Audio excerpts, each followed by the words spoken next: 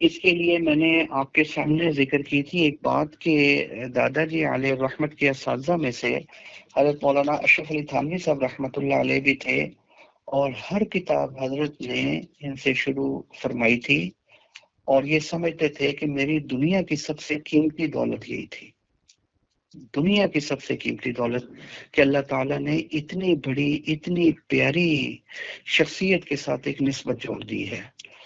تو یہ دنیا کے کہتے تھے میں واحد بندہ ہوں کہ جس کو اللہ تعالیٰ نے یہ خصوصیت دی ہوئی ہے۔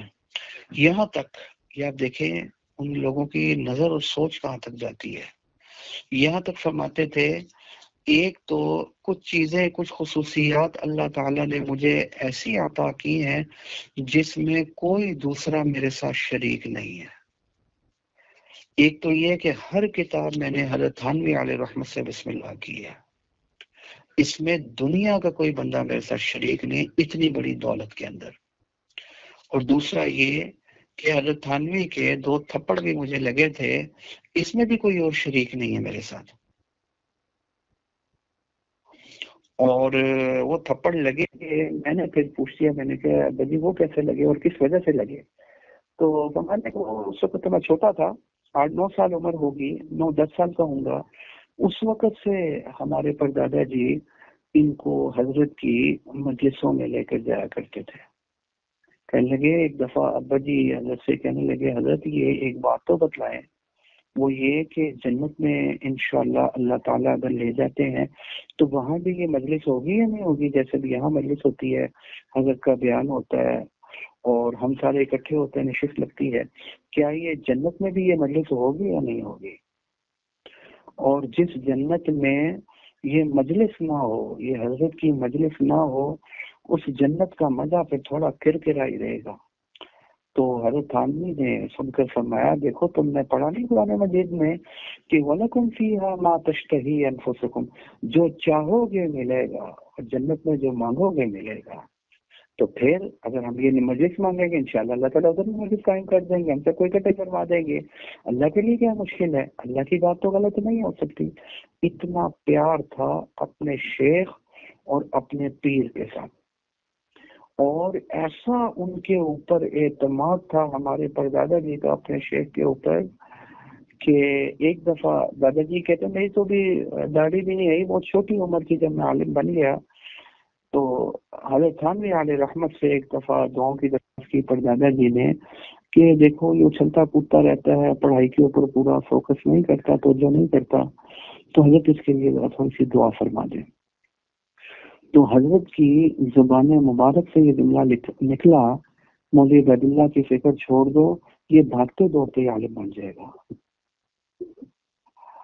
تو بس وہ جملہ نکلنا تھا کہ ہمارے پردادا جی علیہ رحمت نے جب سنا تو حضرت کو تسلی ہوگی۔ اب کیا ہوا کہ بیچ میں کہنے لگے ایک دفعہ میں بیمار ہو گیا، اور اتنا بیمار ہو گیا کہ لگتا تھا کہ اب جو ہے نا جی آخری وقت آ گیا۔ ہماری پردادی صاحبہ اللہ تعالیٰ کروڑ رحمت نازل فرمائے، ان کی بھی خبر مبارک بہت اللہ والی، بہت پیاری تھی، میں نے خود اپنی نظروں سے دیکھا، بہت پیاری بڑی تقوی والی زندگی گزاری تھی۔ خدا کی قسم اصل لوگ یہ تھے، یہ میں دیکھتا ہوں کہ ابھی ہم پیچھے مڑ کر دیکھیں تو کتنی پیاری پیاری شخصیات ہمارے سامنے قبر کے اندر پہنچ گئی ہیں، ہم نے بھی پہنچ جانا ہے۔ یہ ان لوگوں نے اپنی ساری زندگی جو ہے بڑے تقوی کے ساتھ گزاری ہے، شریعت والی زندگی گزاری۔ ہماری پردادی صاحبہ کا بھی یہی حال۔ پردادا جی کی جب ڈیتھ ہوئی کراچی میں، بیٹے کو لینے گئے تھے حج کے لیے، تو یہاں سے فرمایا کہ مجھے تمہارے ابا جی نے یہ نصیحت اور وصیت کی تھی جہاں میرا انتقال ہو ادھر ہی مجھے دفن کر دینا ہے، اور میرا جنازے کو انتظار نہیں کروانا۔ اب یہاں سے بائی ایئر بھی پہنچ سکتے تھے۔ دادا جی فرماتے ہیں الحمدللہ ضیاء الحق کا جامع شفیہ میں آنا جانا، وہ اس وقت بڑے اچھے عہدے کے اوپر تھا، اور دوسرے حضرات بھی اس طرح کے بڑے تعلق والے تھے جامعہ کے ساتھ، ہم تو فوری طور پر بائی ایئر بھی پہنچ سکتے تھے، لیکن اس کے باوجود پردادی جی نے فرمایا نہیں، شریعت کا مسئلہ بھی یہی ہے، تمہارے پردادا جی تمہارے ابا جی کی فوراً دفنا دو۔ آج بھی ان کی خبر کراچی کے اندر موجود ہے، وہیں دفنا دیا، لاش کو سفر نہیں کروایا اس نے۔ بڑی مطلب یہ ہے تقوی والی زندگی ان لوگوں نے گزاری ہے۔ بتانا چاہتا تھا کہ حضرت تھانوی کی زبان سے نکلا مولوی عبید اللہ کی فکر چھوڑو، یہ بھاگتے دوڑتے عالم بنے. کہتا ہے بیمار ہوا، اتنا بیمار ہوا کہ لگتا یہ تھا کہ اب یہ اٹھے گا نہیں. تو ابا جی کو ہماری پردادی جی جب وہ دیکھتی ہیں کہ دادا جی فرماتے ہیں ابا جی کو، تو ان کو کوئی اتنی پرواہ نہیں تھی. تو وہ ان کو بہت بڑا غصہ آیا کہ کہا بچے کی زندگی موت کا کوئی پتہ نہیں ہے اور آپ کی وہ توجہ نہیں ہے، آپ اپنا وہی ذکر کی طرف لگے ہوئے ہیں، دوسرے مریدین آ رہے ہیں ان کی اصلاح وغیرہ دوسرے کا، بچے کی طرف. انہوں نے فرمایا بچے کو کچھ نہیں ہوتا. انہوں نے یہ آپ کیسے کہہ سکتے ہیں بچے کو کچھ نہیں ہوتا؟ انہوں نے کہا میں اس لیے کہہ سکتا ہوں کہ میرے شیخ کی زبان سے یہ بات نکلی تھی کہ مولوی عبید اللہ بھاگتے دوڑتے عالم بنے گا. ابھی تو چھوٹا بچہ ہے، ابھی تو عالم بنا ہی نہیں ہے، وہ کہہ رہے عالم بنے گا بھاگتے دوڑتے. ابھی تو یہ بھاگے گا دوڑے گا عالم نہیں بنے گا. اتنا اعتماد تھا اپنے شیخ کی بات پر. پھر وہی ہوا، چند دن ہوئے اور حضرت جو ہیں وہ ماشاءاللہ وہ پھر بحال ہو گئے اور وہ ساری ترتیب بنی اور الحمدللہ 102 سال اللہ تعالیٰ نے زندگی دی. یہ بات بھی دادا جی نے فرمائی کہ تیرے پردادا وہ یہ فرماتے تھے کہ تہجد کا جب وقت ہوتا تھا نا، نماز کا وقت، تہجد کی نماز کا، میں اٹھتا. عجیب بات تھی کہ تو بھی تہجد کے وقت میں چھوٹا سا بچہ تھا اٹھ سے رونا شروع کر دیتا. میں سنبھالتا تھا اور میں ہی دیکھتا تھا. تو اس میں کئی دفعہ بڑی تکلیف بھی ہوتی تھی. وہ تو بہت اللہ والے تھے کہ اتنی تکلیف ہوتی تھی کہ میں کیا کروں اس کا، اور بڑا غصہ بھی مجھے آتا تھا کہ یہ رکاوٹ بن رہا ہے میرے اور تہجد کے درمیان میں. کہنے لگے حضرت نے خط لکھا حضرت تھانوی علیہ رحمت کو پردادا جی نے، ایسے تہجد کا وقت ہوتا ہے اور ایسے تہجد کے وقت میں اٹھ جاتا ہے، رکاوٹ بنتا ہے، میری تہجد اس کی وجہ سے اس میں بڑا خلل واقع ہو رہا ہے، سمجھ نہیں آ رہی کہ میں اس کا کیا کروں، کیونکہ وہ تو بہت اللہ والے تھے. تو کہنے لگے حضرت تھانوی علیہ رحمت کا جواب آ گیا. حضرت فرمانے لگے دیکھو میری بات سنو، جس وقت یہ اٹھا کرے نا اور رویا کرے تہجد کے وقت میں، تم اس کو دیکھا کرو، تم تہجد نہ پڑھا کرو، تمہیں اس کی خدمت کا، اس کی دیکھ بھال کا جو ثواب اللہ تعالیٰ عطا فرمائیں گے وہ تہجد سے بڑھ کر ہوگا. کہنے لگے حضرت کا یہ جواب دینا تھا. اس کے بعد میں اٹھ کر دعائیں مانگتا تھا کہ تو اٹھ اور تو رو، لیکن تو اٹھتا ہی نہیں تھا. پھر یہ بھی تو اللہ نے ہی ذمہ داری لگائی ہے، یہ بھی تو جھوٹی، یہ بھی تو عبادت ہے، اور یہ تو حقوق العباد، یہ تو اس سے بڑھ کر عبادت ہے. اور میں پھر اٹھتا تھا دعائیں مانگتا تھا لیکن تو اٹھتا نہیں تھا. خیر بہت بڑی، اور انہیں کے نام کے اوپر ہمارے پردادا جی علیہ رحمت نے جامعہ شفیہ کا نام بھی رکھا. یہ اشرف علی تھانوی صاحب رحمۃ اللہ علیہ کی طرف نسبت ہے، جامعہ اشرفیہ ان کی طرف نسبت ہے، اپنے شیخ کی طرف بہت پیار بہت تعلق تھا. تو خیر حضرت کے حوالے سے جو دادا جی علیہ السلام فرمایا کہ حضرت مولانا اشرف علی تھانوی صاحب علیہ رحمت نے جب میں گیا پڑھنے کے لیے تو حضرت نے مجھے نصیحت فرمائی کہ 3 چیزوں کی ضمانت طالب علم مجھے دے دے، اس کے عالم ہونے کی ضمانت میں دیتا ہوں، کوئی کمزوری نہیں رہے گی، اور 3 چیزوں کی ضمانت دے دو. وہ چیزیں کون سی ہیں؟ نمبر 1، سبق جو آپ نے پڑھنا ہے نا اس سے پہلے اس کو حل کر کے آنا ہے کہ آج ہم نے پڑھنا کیا ہے، جس کو بولتے ہیں مطالعہ کر کے آؤ. آج استاد صاحب نے پڑھانا کیا ہے اور اس میں کیا کہنا چاہ رہے ہیں، اس کو حل کرنے کی کوشش کرو. ایک کام تو یہ کرو. دوسرا، جب سبق پڑھو تو خوب غور سے سبق پڑھو پوری توجہ کے ساتھ. اور تیسرا، جب پڑھ لو تو اس کا چند مل کر آپس میں تکرار کر لو، رٹے لگانے کی ضرورت ہی نہیں ہے. اگر سمجھنے کہ یہ 3 چیزوں کی گارنٹی طالب علم مجھے دے دے، اس کے عالم ہونے کی گارنٹی میں اسے دیتا ہوں. سبق سے پہلے مطالعہ، سبق خوب غور سے، اس کے بعد تکرار کر لیا جائے. تو یہ کام آپ لوگوں نے ضرور کرنا ہے، پھر انشاءاللہ اس کے بعد کمزوری نہیں رہے گی. آج پھر میں ایسا کرتا ہوں، آپ کو تھوڑا سا اور پڑھا دیتا ہوں، پھر اس کے بعد پچھلے کے ساتھ آپ نے ملا لینا ہے، اس کی ریویژن کرنی ہے. کل کوشش کروں گا آپ سے سن بھی لوں. آپ کے پاس اس کی وہ ریکارڈنگ تو موجود ہے نا؟ میں یہ جو پڑھا رہا ہوں یہ سارے اسباق کی ریکارڈنگ آپ کے پاس موجود ہے نا؟ اس سے فائدہ اٹھانا ہے، اس کو آپ نے بار بار ہے، اس سے بھی سننا ہے آپ نے بار بار، پھر اس کے بعد جو طریقہ میں نے بتلایا نا کہ ویسے کر لیں. آپ کی عبارت کی مضبوطی بھی بہت ضروری ہے جی. میں بہت اللہ تعالیٰ نے اتفاق دیا، اب تو ذرا مصروفیت کچھ زیادہ بڑھ گئی ہے، میرا زیادہ جانا آنا جانا نہیں ہوتا مدارس میں. تو اس وقت کچھ عرصہ پہلے تک یہ ہوتا تھا کہ بڑے مدارس میں امتحان لینے کا بھی مجھے اتفاق ہوتا تھا، بنات کے مدارس میں بھی جانے کا اتفاق ہوتا تھا. جو چیز سب سے زیادہ کمزوری مجھے محسوس ہوتی تھی نا، اور یہ تھی کہ ان کی عبارت بڑی کمزور ہوتی تھی. اگر آپ کی عبارت ٹھیک نہیں ہے نا، آپ کو نہیں پتا آپ نے زبر زیر پیش پڑھنی ہے، کون فاعل بن رہا ہے، کون مبتدا بن رہا ہے، کون حال بن رہا ہے، کون تمیز بن رہا ہے، اس کے مطابق آپ ترجمہ کیسے کریں گے؟ ممکن ہی نہیں ہے آپ کا ترجمہ ٹھیک ہونا. تو پھر اس وجہ سے کافی حد تک پھر کمزوری بنات میں رہ جاتی ہے. آپ اپنی اس عبارت کو بھی حل کرنے کی کوشش کیا کریں نا، اور آہستہ آہستہ انشاءاللہ پریکٹس سے مضبوطی آ جائے گی. پہلے دن تو کسی کے اندر بھی پختگی نہیں ہوتی، اسی طرح محنت کرنے سے ہی آہستہ آہستہ پختگی آتی ہے. اچھا جی، اب پڑھے ذرا تھوڑا سا عبارت مجھے پڑھ کر بتائیں نا، تاکہ مجھے پتا چلے اور میں ذرا آپ سے کراس کوسچنگ کروں گا کہ یہ کیوں پڑھا. جی پڑھیں، عبارت پڑھیں تھوڑی سی.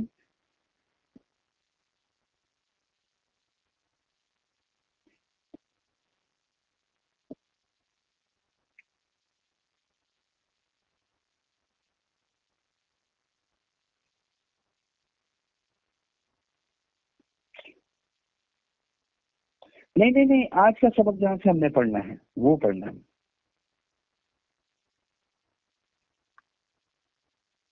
نہیں، فَيُخَرَّجُ عَلَى هَذَا تک ہم نے پڑھ لیا تھا نا، یہاں سے پڑھنا.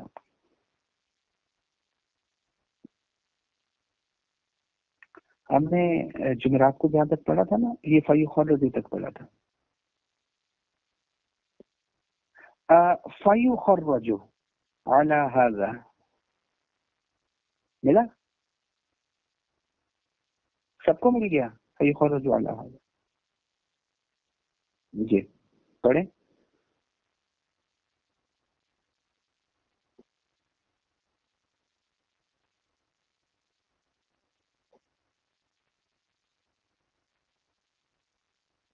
بس ماشاءاللہ.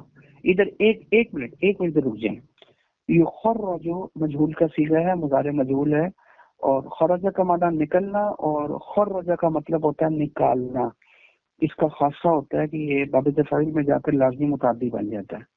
ٹھیک ہے نا؟ فیخرج علی ھذا. آپ نے پڑھا حکم، حکموں پہ پیش کیوں پڑھی آپ نے؟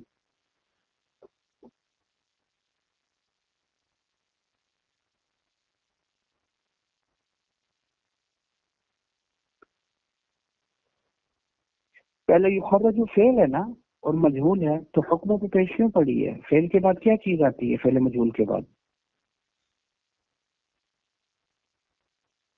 نائب فاعل بن گیا اس کا.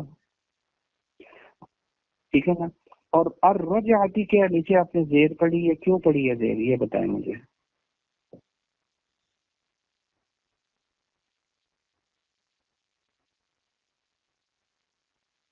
جی مضافلہ ہے. آپ کو کیسے پتہ چل گیا مضافلہ ہے؟ اس کے لیے ایک میں اصول آپ کو دے دیتا ہوں، یہ آپ نے ذرا تھوڑا سا اس کے اوپر توجہ کر لینی ہے.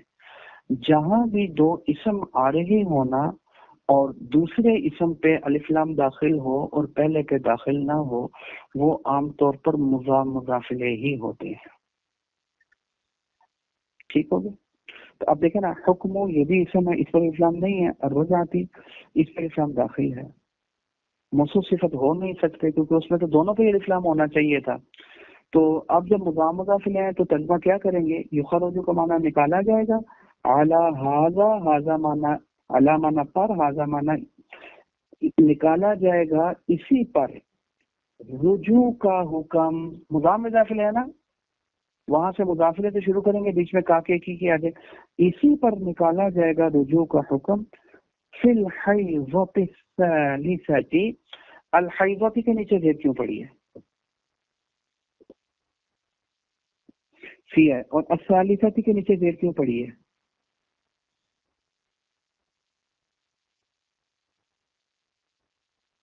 جب ہاں جب دو اسم آ جائیں دوسرے پر الف لام داخل، پہلے پہ نہیں تو مضاف مضاف، اور اگر دونوں پہ الف لام داخل ہو تو موصوف صفت بن جائیں گے. یہ بھی اصول یاد رکھنا.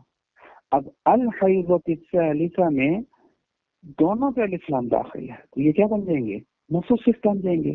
اور صفت کا وہی اعراب ہوتا ہے جو موصوف کا، تو موصوف تو مجرور تھا کیونکہ اس پر فی داخل تھا، ٹھیک ہے نا. اور الثالثہ صفت ہونے کی وجہ سے یہ اس کی صفت ہونے کی وجہ سے مجرور ہو جائے گا. اسی پر نکالا جائے گا رجوع کا حکم فی الحیضۃ الثالثۃ، ٹھیک ہے نا. موصوف صفت میں نا آسانی کے لیے اگر میں بتا دوں ایسے کا ترجمہ ہوتا ہے، اسی پر نکالا جائے گا رجوع کا حکم حیض میں. کون سا حیض؟ ایسا حیض جو کہ تیسرا ہے، یعنی تیسرے حیض میں رجوع کا حکم اسی پر نکالا جائے گا. آگے آپ نے پڑھا وہ زوالہ، یہ واو عاطفہ ہے. زوال کا عطف کس کے اوپر ہو رہا ہے؟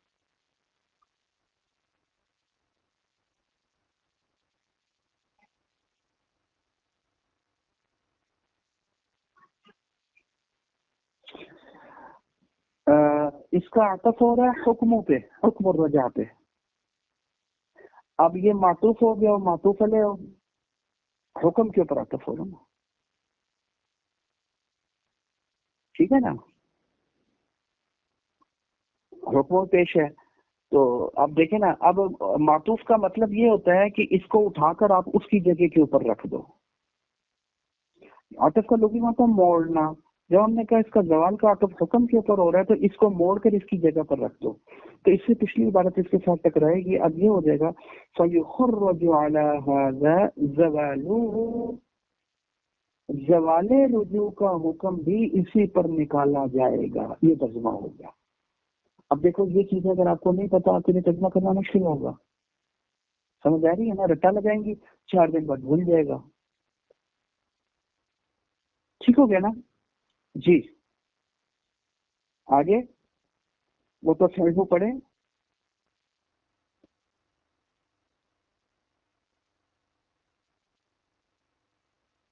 ہاں تصحیح نکاح الغیری آپ نے پڑھا.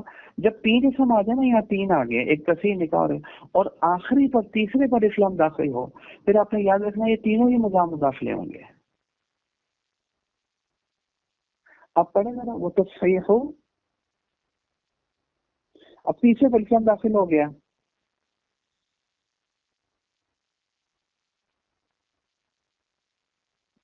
جی بالکل ایسا ہی ہے. اب دیکھیں نا اب مضاف مضافلے بن گئے نا کیونکہ تیسرے پر اسلام داخل ہے. اب ترجمہ کیا کریں؟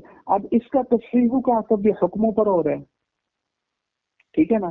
تو اس کو اٹھا کے حکم کی جگہ پر رکھ لیں تو مانا ہو جائے گا پچھلی عبارت ٹکرائے گی اس کے ساتھ.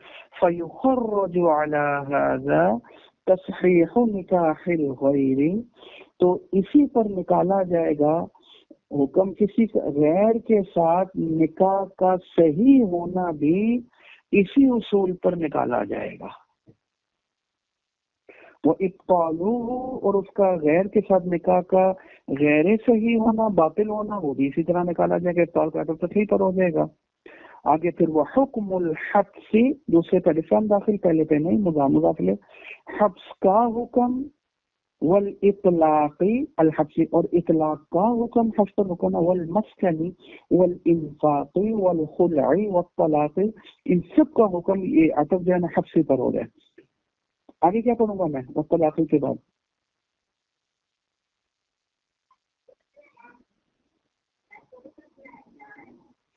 ہاں اب جب یہ واو آ رہا ہے معطوف ہے نا، اس سب کا عطف ہو رہا ہے حبس کے اوپر. اور الحبس اسم ہے یا فعل ہے یا حرف ہے؟ یہ مجھے بتائیں.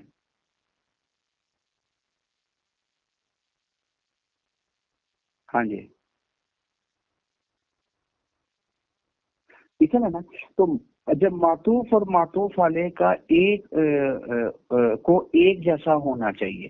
اگر وہ اسم ہے تو پھر معطوف بھی اسم ہونا چاہیے. آپ نے اس کو پڑھ لیا تزوجہ، یہ تو آپ نے بنا دیا فعل ماضی. اور اس کا عطف ہو رہا تھا الحصر، وہ اسم عطف نہیں حبس پہ ہی عطف ہے، لیکن اس کا اب اس کو اسم بنائے نا، اور اسم کیسے بنے گا؟ تزوجہ پڑھیں گے تو فعل ماضی بن جائے گا؟ نہیں، اس کو مصدر بنا دیں، مصدر اسم ہوتا ہے نا، اور باب تزوجہ تو باب تفاعل کا مصدر کیا بنے گا؟ تصرف یا تصرف، تصرف ہے نا، تو تزوجہ یا تزوج، تزوج، تزوج، یہ باب تفاعل کا مصدر بن جائے گا۔ وتزوج الزوج، اب دو اسم، شوہر کا نکاح کرنا مصدر ہے اس کی بہن کے ساتھ۔ یہ اس طریقے سے اب آپ نے پریکٹس کرنی ہے اس کی اچھے طریقے سے، ٹھیک ہے؟ چلیں اب میں آج آپ کو تھوڑا سا پڑھا دیتا ہوں فیخرج سے۔ اب ذرا تھوڑا سا اب غور کر لیں سبق کی طرف۔ پیچھے آپ نے پچھلے سبق میں پڑھ لیا کہ ہمارا امام شافعی رحمۃ اللہ علیہ کے ساتھ اصول میں اختلاف ہے۔ ہمارے نزدیک یہ جو عدت ہے قرآن مجید میں جو اللہ تعالیٰ نے فرمایا ہے والمطلقات یتربصن بانفسہن ثلاثۃ قروء، طلاق یافتہ عورتیں 3 قروء تک اپنے آپ کو روکے رکھیں، وہ آگے نکاح نہ کریں، ان کی عدت 3 قروء ہے۔ اب قروء سے کیا مراد ہے؟ ہمارے نزدیک حیض مراد ہے، اور امام شافعی رحمۃ اللہ علیہ کے نزدیک طہر مراد ہے۔ یہ اصول میں اختلاف ہو گیا۔ وہ کہتے ہیں پاکی مراد، ہم کہتے ہیں ناپاکی مراد۔ ہم کیوں کہتے ہیں ناپاکی، وہ کیوں کہتے ہیں پاکی، وہ گزر چکا پیچھے سبق، ریکارڈنگ میں موجود ہے، سمجھ آئی یا نہیں؟ ہم کیا کہتے ہیں، کیا مراد ہے؟ حیض مراد ہے۔ وہ کہتے ہیں کہ اس عدت جو ہے وہ 3 طہر ہوگی، ہم کہتے ہیں 3 حیض ہوگی۔ اب اصول میں ہمارا اختلاف ہو گیا امام شافعی رحمۃ اللہ علیہ کے ساتھ۔ تو جب اصول میں اختلاف ہو گیا تو اس اصول میں اختلاف کی وجہ سے فروع میں بھی اختلاف پیدا ہو جائے گا ہمارے امام شافعی رحمۃ اللہ علیہ کے ساتھ۔ فروع سے مراد وہ مسائل جو اس اصول سے نکل رہے ہیں، ان مسائل میں بھی اختلاف ہو جائے گا۔ وہ اپنے اصول کے مطابق مسائل نکالیں گے، ہم اپنے اصول کے مطابق نکالیں گے، تو ان مسائل میں بھی اختلاف ہو جائے گا۔ تو اس اصولی اختلاف کی وجہ سے ہمارا امام شافعی رحمۃ اللہ علیہ کے ساتھ فروع میں بھی، ان اصولوں سے جو فروع اور مسائل نکل رہے ہیں ان میں بھی اختلاف ہو جائے گا۔ مثال کے طور پر ہم اپنے اصول کے مطابق حکم نکالیں گے، مسائل نکالیں گے، وہ اپنے اصول کے مطابق حکم نکالیں گے اور مسائل نکالیں گے۔ اب مثال فیخرج علی ھذا، اسی اصول پر اب مسائل نکلیں گے۔ امام شافعی رحمۃ اللہ علیہ اپنے اصول کے مطابق، ہم اپنے اصول کے مطابق۔ تو جب اصول میں اختلاف ہے تو جو مسائل نکلیں گے ان فروع میں بھی اختلاف ہو جائے گا۔ وہ کیسے؟ اب مثال کے طور پر عورت کو تیسرا حیض شروع ہو گیا، اب ہمارے نزدیک عدت تھی حیض، 3 حیض عدت تھی، اور تیسرے حیض میں ہے، تو تیسرا حیض جب شروع ہو گیا تو عدت ہے یا نہیں؟ وہ تو 3 حیض ختم ہوں گے تو عدت ختم ہوگی، تو تیسرے حیض میں ہے تو عدت میں ہے یا نہیں؟ تو ظاہر ہے عدت میں ہے۔ جب عدت میں ہے تو خاوند نے اگر اس کو طلاق رجعی دی ہوئی تھی تو جب تک تیسرا حیض ختم نہیں ہو جاتا اس کو رجوع کا حق حاصل ہے، وہ رجوع کر سکتا ہے اگر طلاق رجعی دی۔ کیوں؟ کیونکہ تیسرا حیض ہے نا، جب تیسرے حیض میں ہے تو پھر عدت میں ہے، جب عدت میں ہے تو عدت میں تو خاوند رجوع کر سکتا ہے، وہ رجوع کر سکتا ہے۔ اور امام شافعی رحمۃ اللہ علیہ اپنے اصول کے مطابق فرماتے ہیں عدت تو 3 طہر تھی، تو تیسرا حیض شروع ہوتے ہی عدت ختم ہو گئی۔ جب عدت ختم ہو گئی ہے تو اب من کل وجہ نکاح ختم ہو گیا، اب رجوع کرنے کا حق حاصل نہیں ہوگا۔ اب اگر رجوع کرے گا بھی تو رجوع نہیں ہوگا، کیونکہ تیسرا حیض شروع ہوتے ہی عدت ختم ہو گئی۔ جب عدت ختم ہو گئی ہے تو رجوع کا حق بھی ختم ہو گیا، تو نکاح ہی ختم ہو گیا، نکاح ختم، اب رجوع نہیں کر سکتا۔ وہ اپنے اصول کے مطابق 3 طہر، جیسے ہی تیسرا طہر ختم ہوا عدت ہی ختم، جب عدت ختم ہو گئی تو نکاح ختم ہو گیا، جب نکاح ختم ہو گیا تو رجوع کا حق ختم ہو گیا۔ اب دوبارہ نکاح تو ہو سکتا ہے اگر طلاق رجعی دی تھی، 1 یا 2 دی تھی، سمجھے؟ دوبارہ رجوع نہیں ہو سکتا، دوبارہ نکاح کرنا پڑے گا نئے مہر کے ساتھ، امام شافعی ہم کہتے ہیں نہیں، تیسرا حیض ہے اور عدت حیض ہے. جب تیسرا حیض ہے تو عدت ہے. جب عدت ہے تو من وجہ بیوی ہے، ایک لحاظ سے بیوی ہے کیونکہ اس کی عدت گزار رہی ہے. تو میں نے تو پھر رجوع کا حق حاصل ہے نا، پھر نئے نکاح کی ضرورت نہیں ہے. ہم اپنے اصول کے مطابق میں، وہ اپنے اصول کے مطابق نکالیں. اسی طرح وہ اسی پر نکالیں گے، وہ اپنے اصول کے مطابق، ہم اپنے اصول کے مطابق مسائل نکالیں گے. تو اسی طرح بھی حکم الرجعۃ فی الحیضۃ الثالثۃ، سمجھے؟ تو اوپر جو اختلاف اصول کے اندر بیان کیا تھا، اسی پر آئندہ مثالیں بھی متفرع ہوں گی، وہ اپنے اصول کے مطابق تو اسی پر ہم کیا کہیں گے؟ حکم الرجعۃ فی الحیضۃ الثالثۃ، تیسرے حیض میں شوہر کو اگر اس نے طلاق رجعی دی ہوئی تھی، رجوع کا حق حاصل ہوگا، رجوع والا حکم لگائیں گے. تو تیسرا حیض ہے نا، تیسرا حیض ہے تو عدت ہے، عدت ہے تو طلاق رجعی عدت کے اندر رجوع کر سکتا تھا. وَزَوَالُهُ، اور زوال رجوع کا حکم بھی اسی پر لگے گا. امام شافعی رحمۃ اللہ علیہ کے نزدیک رجوع نہیں کر سکتا. وہ کہتے ہیں عدت تو 3 پاکیاں تھی، 3 طہر تھے، جیسے ہی تیسرا حیض شروع ہوا عدت ختم ہوگی، عدت ختم ہوگی تو نکاح ختم ہو گیا، نکاح ختم ہو گیا تو اب رجوع کا حق حاصل نہیں. اب اگر ملنا چاہ رہے ہیں، 1 یا 2 طلاقیں دی تھی تو پھر دوبارہ نکاح کرنا پڑے گا. اور دوبارہ نکاح میں تو بیوی کی اجازت بھی ضروری ہے، لہذا دونوں کی اجازت ہوگی تو دوبارہ نکاح ہوگا. ہم کہتے ہیں نہیں، تیسرا حیض ہے لہذا عدت ہے لہذا رجوع کر سکتا ہے، اور رجوع کا حق خاوند شریعت نے خاوند کو دیا، بیوی نہ بھی راضی ہو تب بھی کر سکتا ہے.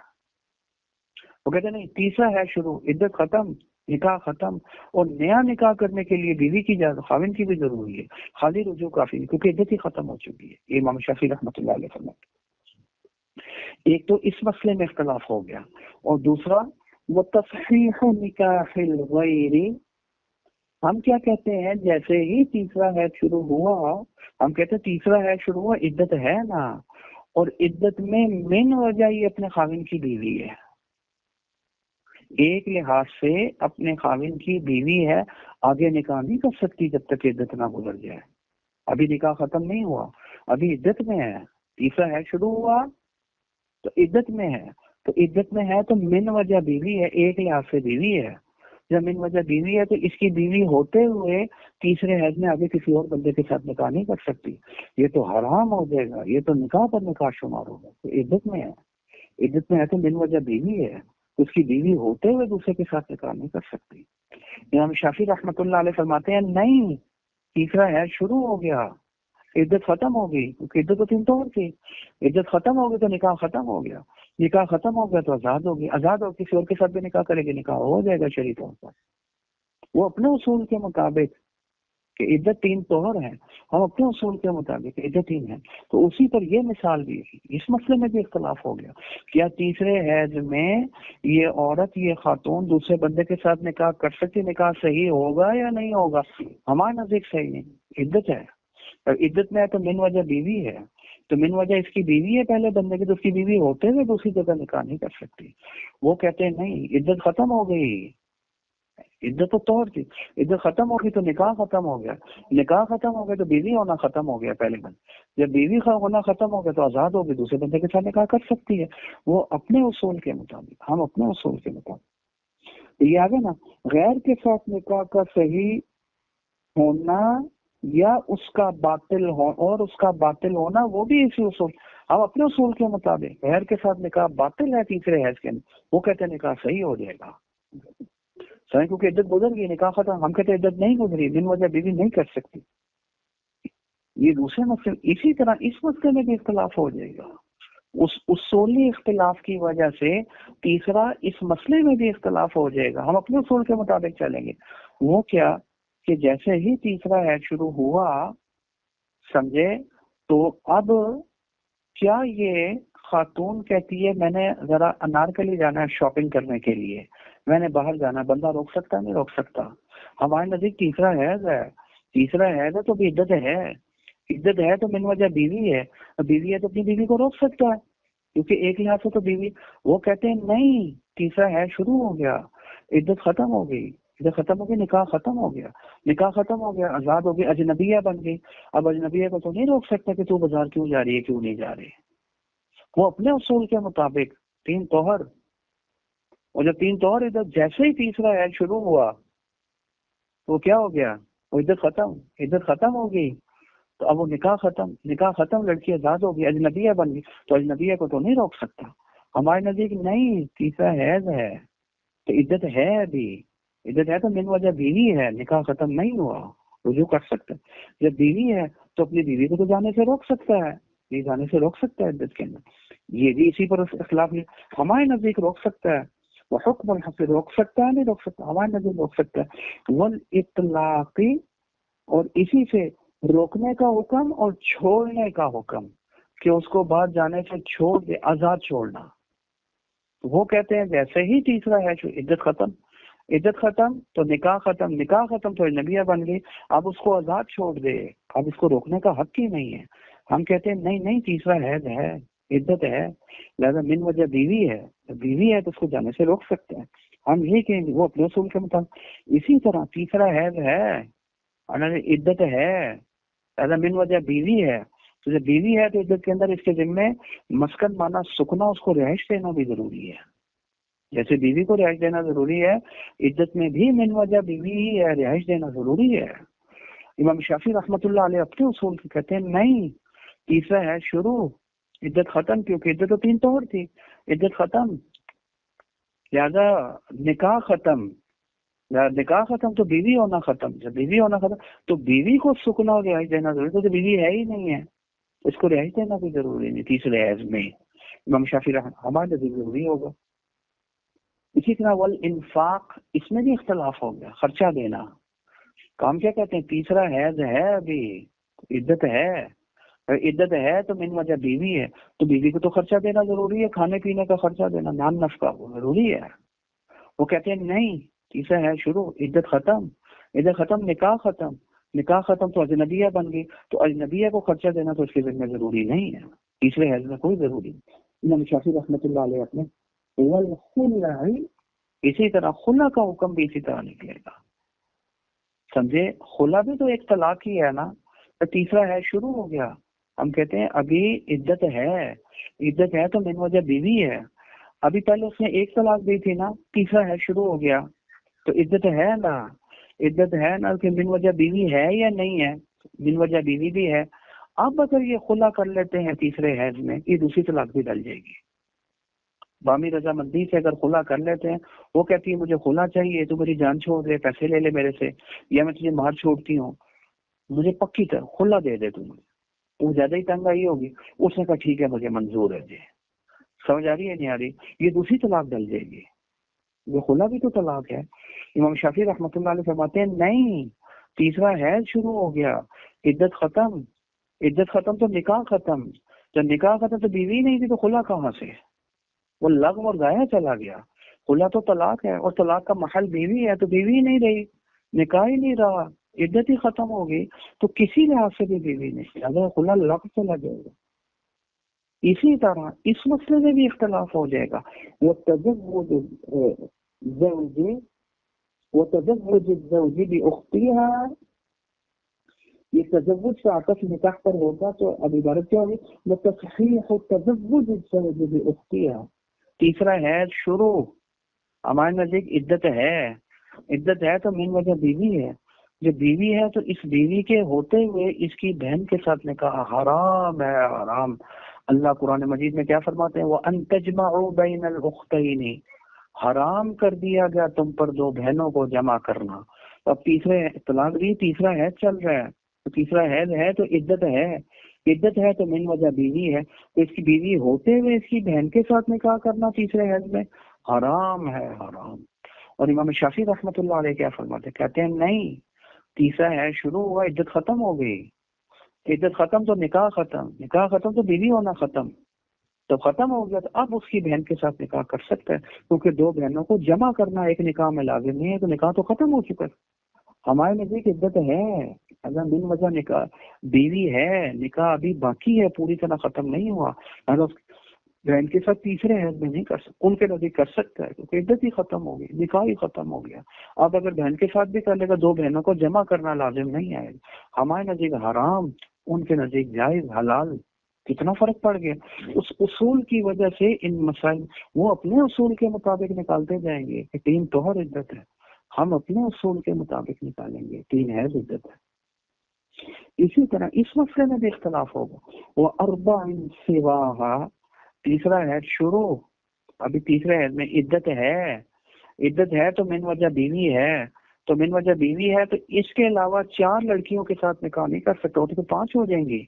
اللہ نے تو 4 کی اجازت دی تھی. ابھی یہ پوری طرح نکاح ختم نہیں ہوا کیونکہ تیسرا حیض چل رہا ہے، اور تیسرا حیض ہے پھر عدت ہے تو پھر من وجہ بیوی بھی ہے، تو اس کے ہوتے ہوئے 4 اور سے کرے گا وہ تو 5 بن جائیں گے.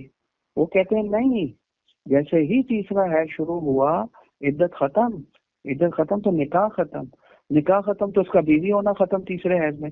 تو جب یہ بیوی نہیں رہی تو پھر اس کے علاوہ 4 سے کر سکتا ہے، وہ اپنے اصول کے مطابق، ہم اپنے اصول کے مطابق.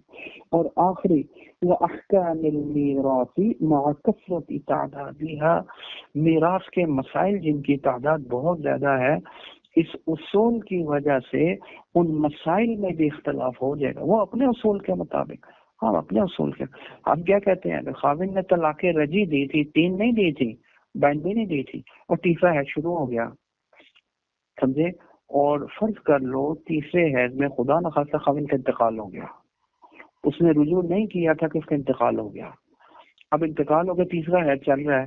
اب یہ لڑکی طلاق رجی دی ہوئی تھی، کیونکہ بائن میں اور 3 جو مغلظہ طلاقیں ہوتی ہیں ان میں تو وہ وارثہ نہیں بن سکتی، لیکن رجی میں وارثہ ہے یا نہیں ہے. ہم کیا کہتے ہیں، تیسرا حیض ہے نا تو ابھی عدت ہے نا، اور عدت میں من وجہ بیوی ہے نا، تو جب یہ بیوی ہے اور خاوند کا انتقال ہوگا تو وارثہ بن جائے گی. امام شافعی رحمۃ اللہ علیہ فرماتے ہیں نہیں، تیسرے حیض میں انتقال ہوا، تیسرا حیض شروع ہوتے ہی عدت ختم ہو گئی. عدت تو طور ہے، تو جب عدت ختم ہو گئی ہے تو یہ اجنبیہ بن گئی ہے، تو اجنبیہ تو وارث نہیں بن سکتے، تو بیوی نہیں ہے اس کی. عدت ختم ہوتے ہی نکاح ختم، بیوی ہونا ختم، تو پھر وارثہ تو بیوی ہے، یہ تو بیوی رہی ہی نہیں. ہم کہتے ہیں نہیں، حیض عدت ہے، طہر عدت نہیں، عدت ہے لہذا بیوی ہے، نکاح کلی طور پر ختم نہیں، لہذا طلاق رجعی میں وارث بن جائے گی. سمجھے؟ تو یہ آپ نے دیکھ لیا کہ اصل اختلاف جو ہمارا امام شافعی رحمۃ اللہ علیہ کے ساتھ اصول میں تھا، ہمارے نزدیک عدت 3 حیض ہیں اور امام شافعی رحمۃ اللہ علیہ کے نزدیک 3 طہر ہیں. تو اس اصولی اختلاف کی وجہ سے آئندہ فروع جو اس پر متفرع ہوں گی، اس اصول پر متفرع ہوں گی، اس میں بھی اختلاف پیدا ہو جائے گا. وہ اپنے اصول کے مطابق مسائل، ہم اپنے اصول کے مطابق مسائل نکالیں گے.